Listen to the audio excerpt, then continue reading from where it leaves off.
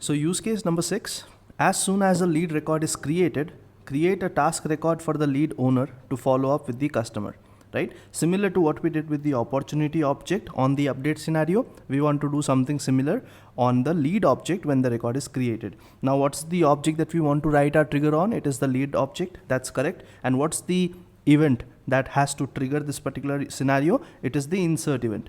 Right now the decision would be whether to use before event or after event. So take a pause and think what it should be. So it should be the after insert event. Why? Because we are trying to create a related record here, right? Not wanting to update the same record or make changes to the existing record that's on the context, but do something related to the current record. So after insert context is where we'll write this. Cool. Let's go to developer console and let's create our lead trigger. So I'll say new trigger, and before creating, let's quickly check if we do have a lead trigger created from our previous use cases. I think we do. Let's see, take a look at this trigger.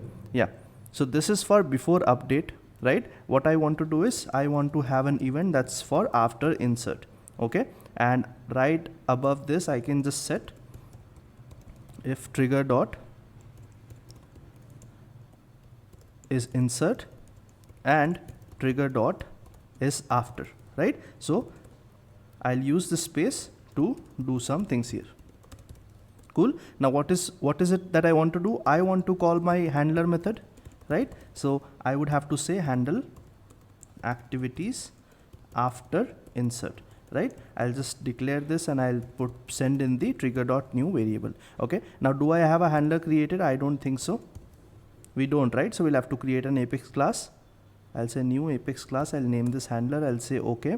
And here I'll assign, or I'll rather define my method, and that would be public static void handle activities after insert. Now trigger.new would hold what kind of values? It would hold list of lead records, right? So it would hold list of lead records, list of S object. I'll say save. Now once my handler is saved, I'll go back and here I'll try to save this trigger.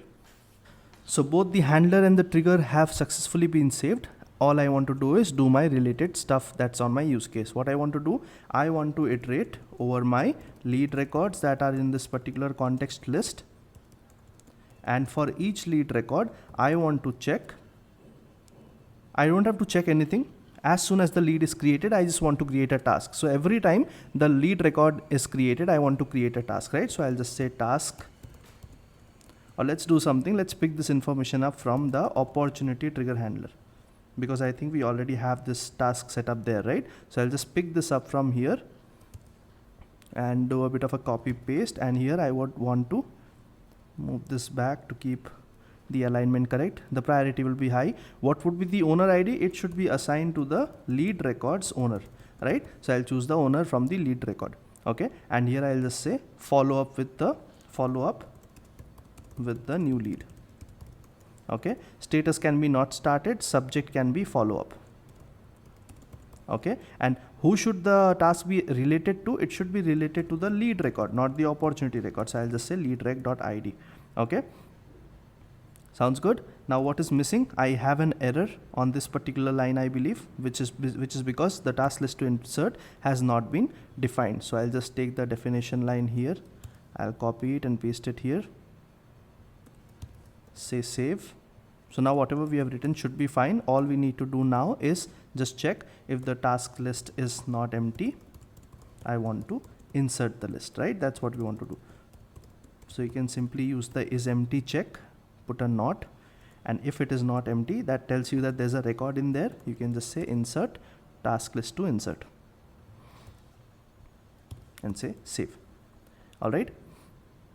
So that completes our lead trigger use case. Let's quickly do a testing. So I'll say go to leads and I'll say new, and here I'll just put in the basic values: lead last, first, company Salesforce makes sense, right?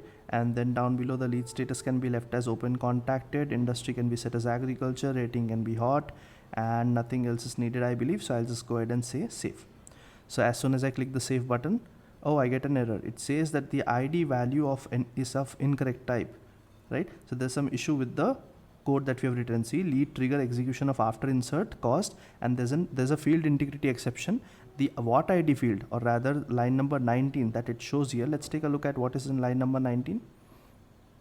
This line right here, I believe, is the problem, and this is line number 19. So it's not able to insert the task record because we have associated lead with the what ID. Ideally, it should be the who ID that it should be associated to, not the what ID. Okay, there's a difference between the what ID and the who ID. So I believe who ID will take up leads.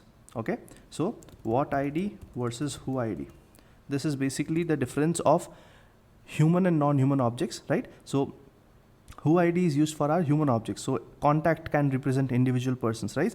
Leads can potentially tell you that these are prospects. Wherever you have the name and information, you have to use the who ID. Whereas anything that is non-human, it could be accounts, like their companies or organizations, or rather opportunities. That's not a real being, right? It's a non-real thing that exists as part of a business. So opportunities, they go as the who ID, not what ID. Okay, so who kind of tells you that, okay, it might be something, it might be assigned to something real. What is basically referring to an object.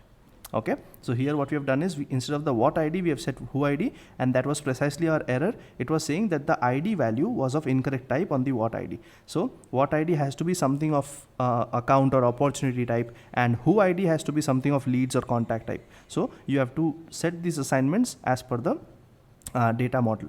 Cool. So this was our fix that we put in, and let's see if we saved it. Let's hit the save button again. Yeah, this is saved. Let's try to click on the save button one more time. This time the lead has been created, and if you notice that a follow-up task has also been created as soon as the lead is inserted, right? If I open this follow-up task, you see that the lead comment has followed up with the new lead. It has the name from the lead. It is assigned to Himanshu, who's the lead owner again, and it is currently not started. We could add a due date and we could add a related to information also, but for now we are good. Okay, a good thing we learned here was the what ID versus who ID difference along with our use case. Okay, so that was use case number 6. Let's move on to the next one.